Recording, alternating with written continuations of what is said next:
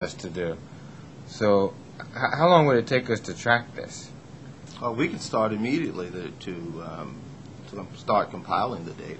And what would you be able to tell us in 30 days? Would you be able to tell us the neighbors who have come out of the D.C. jail for over the past year?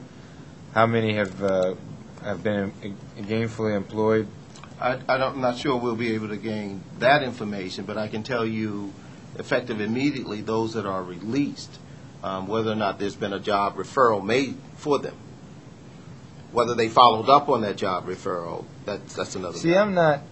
I'm going to raise the bar here. I'm not really concerned with job referrals. In this city, the city that I preside over, the government, if we don't get employment for ex-offenders, I'm just going to be honest with you. People like me believe that it's just a matter of time before they end up back in jail, and I've heard that directly from ex-offenders. So it shouldn't really be a concern for any of us whether we recommended they get a job or even whether we trained them. We need to get them jobs. We do, because otherwise it's a huge issue in public safety and everything else, and the quality of life and the cycle of poverty. So I think we've got to raise the bar, and our goal has to be to each and every neighbor who comes out of the treatment facility should have a job. And it sounds like right now, not only that we're not doing that, but we don't even know how many, what our percentage is. So that's, I think, an immediate action to come back in 30 days. What are the most aggressive things that are done in Prince George's County or somewhere else to make sure that every one of these neighbors coming out of the treatment facility in Prince George's or elsewhere does go directly into a job? Well, I want to say I think that's why the apprenticeship program is the barbering program is such a great program, because they had 100% placement rate. I mean, everyone who went through that program was placed in a job in Prince George's County. This is the barbering? Mm-hmm. Yes. Mm-hmm. So I think that's a great program to start, and then I think we should be looking at what are the other options. So I know we've recently expanded our apprenticeship program to serve 180 additional residents. Well, how can we also then replicate some of that in the jail to the degree possible? And I know that there's going to be restrictions as well. So we can certainly look at that. We have a food contractor, Airmark, that we've been in dialogue with. Airmark is the largest food provider and correctional services in the country, and they have a program where they will place inmates who complete their training in food service, and we've made it part of the upcoming contract that they'll do that here. How many people leave the treatment facility in a given month? There's 19,000, excuse me, sir, that leave over the course of a year. 19,000? 19,000. How many of those are released into the community as opposed to going to other facilities? The actual breakdown is about 25%. Into the community? Yes. Yeah, that's more what I was interested in. So, 5,000. That sounds right, sir. So 5,000 formerly incarcerated neighbors come back to Washington, D.C. neighborhoods in the course of a given year. From the jail, yes, sir. That's a lot. Yes, sir. And we don't have any type of tracking on any of those? For job placement, but right. We do have other types of tracking.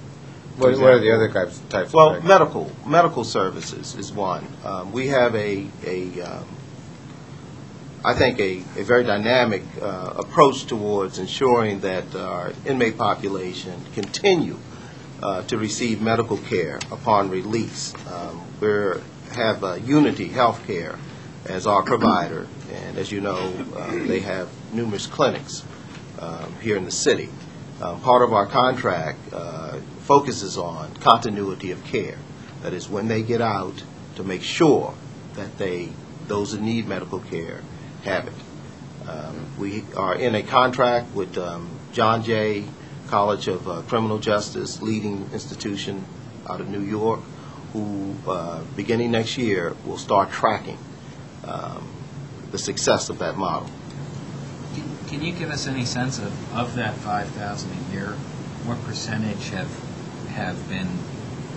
visited before?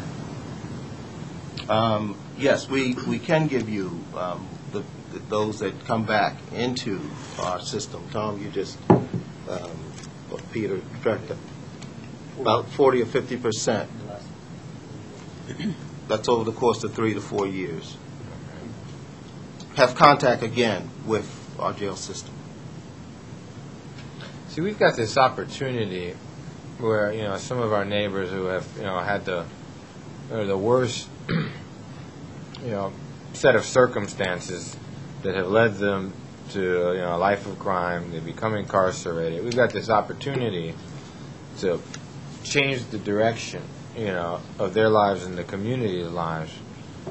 And I just wonder if there's a way that we can target each one of these 5,000 to really make a real difference in turning things around. And what else would we do besides jobs? Well, of course, the mental health. Many of our residents have documented, or that is, diagnosed mental health problems. Pleased to say that the Department of Mental Health has staff that are dedicated to the jail who assist us with the formulation of treatment plans. So upon their release, those services are available to them in the community. Moreover, I'm very excited about this. If you look at the statistics, you'll see, like other correctional systems across the nation, the overwhelming majority of our offenders come into our control or our custody because of drug offenses. They have substance abuse issues. We have just launched a drug treatment program, not merely a drug education program, but a drug treatment program, again with the assistance of another agency, APRA. They're in the jail, they're working with us, they've certified our providers. We're quite pleased to offer this. What about education and housing? Can we have some, do we have any benchmarks that, the neighbors who come through the detention facility or the treatment facility get a certain amount of education while they are there? When you say benchmark, no, sir.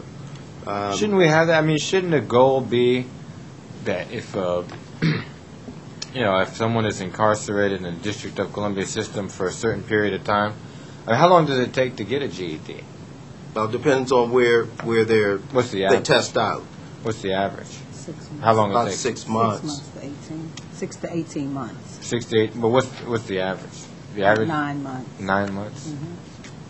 Yeah, shouldn't we, in the course of our neighbors being there for 9 months, that we would work to make sure that we get the highest percentage of them having a GED as humanly possible? Yes, sir. One of the challenges that we have in trying to meet the goal is the rapidity in which they come through the system and they're released. About a third of our population are released within 7 days. About 50% are there and released within 31 days. The females are released even earlier at about 16 days.